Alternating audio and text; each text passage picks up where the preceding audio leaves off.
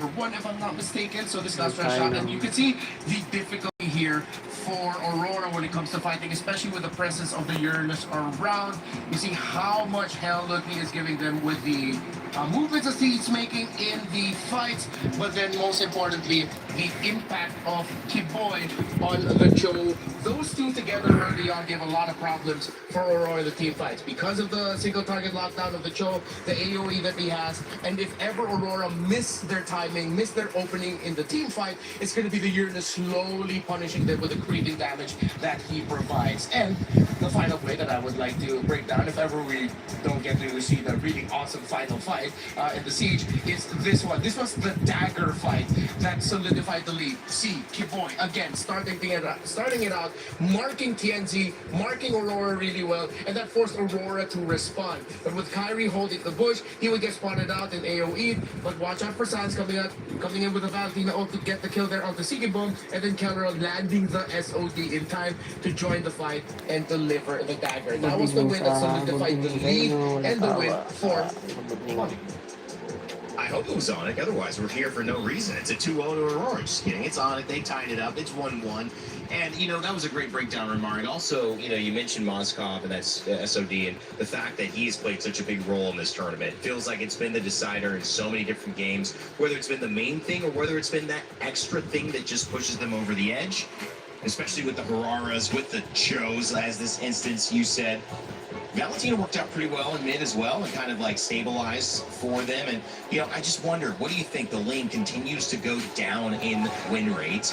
We see the Harara go up in win rate again, Gideon. Do you really think it's that matchup? I mean, other question, how do you enable the lane enough to where you start moving this around back in the other direction? That's a great question, man. I think a lot of it comes down to priority, right? That's why we see a lot of these highly defensive plays coming out from a lot of teams who is like, oh, you know what? Because Urara is actually so good at clearing these waves early on, especially at level 2, they look for these fights. So it's a game of rock, paper, scissors. It's either I invade, you defend, or I attack your mid lane, try and make sure I get some battle spells, or maybe I trade junglers. Either way, it's about punching above your wave and getting as much of value as you can with as minimal discounts as possible. Yeah, tradings early on, especially for those places. Pilipinas sa Paris, MPL. Rana is just such a really great thing. The multiple iframes that you get, the multiple dashes. I know Ring has a slightly similar kit, but again, it's the difference in what happens if suddenly one of the main pieces you need around to help support the lane. We think of Ring as an independent hero and assassin, but it does need some help as well. It needs some sandbags, it needs someone to help crowd control the field for itself if ever it decides to finally join in with the Tempest of Blades. But what happens when the Hilda gets taken out early? What happens when the Bellery gets taken out early? It gets difficult for the lane and to start making a move of when to go in.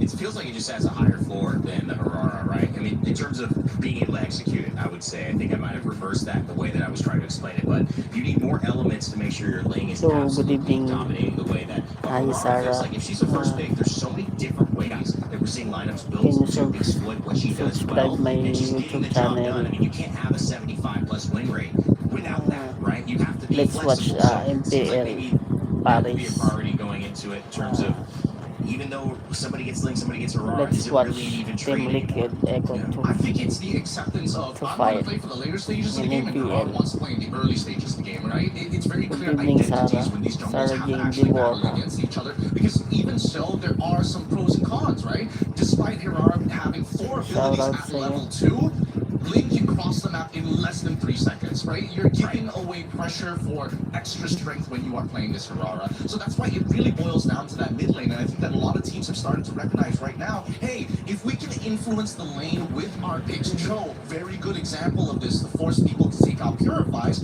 I think then it starts to open your mind to what other options you have, what truly is strong side and weak side. Yeah, so we might need to revisit the importance of showing up Cho a little bit earlier in the draft, as Gideon pointed out. For me personally, the type of mid laners that you have and the damage profile that you have, looking at the opposing EXP laner. If Eudora's up, I really don't like to pick it up if the Uranus is around, if the Barretts is around. Yeah, Onic coming back from that first win. We thought Aurora was going to continue on doing what they did, early, quick success, and now Onic has for Sigiboom, and the first time Aurora's coach Midnight to come up with another plan. This is their first loss in the tournament so far.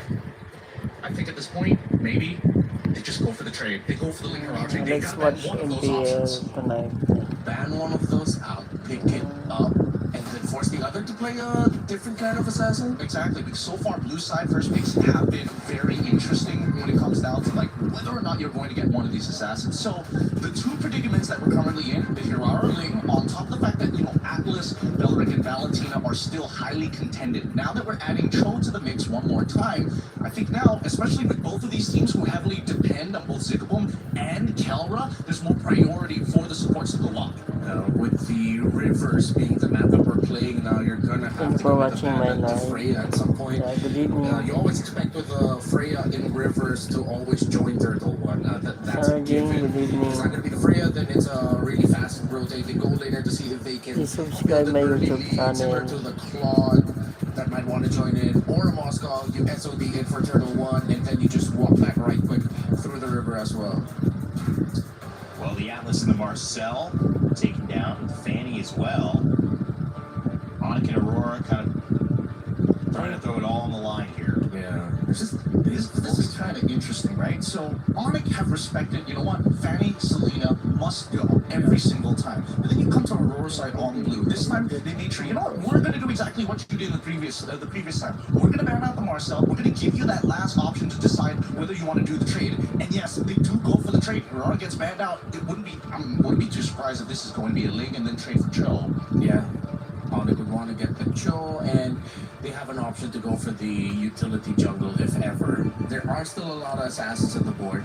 You could still consider bringing back the Harley. But of course, as we discussed earlier, the Freya trade is active, and Aurora would rather go for the Freya. They can play the Flex.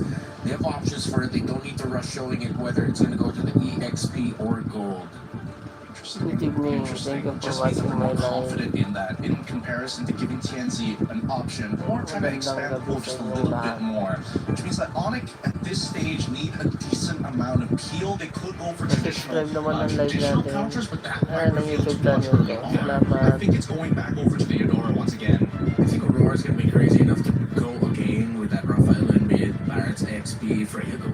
They could set it up. They could set up for it, but they need something that like hard skills in that jungle. And without the Harara early on, Salamat I think now they need something else to kind of fulfill that position. Ooh, hack. Nood tayo ng laban ng That's interesting. NPL. So I think they're also opening up their options as a flex in the gold. So if ever that Freya goes gold, then you send it back on over, and then at least you get a fighter trade in the gold lane. So that means Onyx na yung laban. your Onyx. fingers need to be there. So let's see whether we Onyx find any of those versus indicators in Aura. this draft. Start Then, gaming. if Onyx and resolution, I would have imagined that they would move for something a bit more peely, right? Or at the very least, the show at some point of time. It makes a lot more sense now for Aura than earlier, now that they've shown the link. But even so, I still think that there's a lot of value in it. It also makes sense to take out the juice and if ever you're going to be going for like a full dive. Because you guys do not want to get like all crowd controlled up in the air by Juicing. So that might have already been a tell by Aurora that despite this looking like a flex, this could be a close to mid-range style of composition for Aurora. And yeah, here we go again with the Uranus coming out early. They get the Belric. I wonder if they're trying to bait out and signal to Onyx like, hey, come make a bat into the Raphael in the second phase. We did it before, we'll do it again. It's a tanky lineup right there as well. A lot of front line and presence, which Rivers rotating will be on the docket. YouTube channel ko. Pa-subscribe naman. Salamat. I feel like they're trying to get ahead of Onyx because within the draft lobby itself, they got Rosa to pick up the Uranus. So it's like sort of telling Onyx, hey, maybe you want to consider that this might actually be going to a mid lane and then we're going to be pulling out a lot more surprises. So draft lobby in-game, Interesting. mind game stuff going on right now by Aurora, potentially. Yeah, it's putting Onyx in a pretty awkward position because last time they didn't have to worry like too much about certain things and they were also actively banning out the Paquito. Now they kind of have to take it away to deny options. But now, once again, you get this Eudora and the same problems are going to occur. It's great when you're trying to peel away this Freya from you before her ult gets ripped, but even so, that pressure we've seen many, many times, you lose that out fast.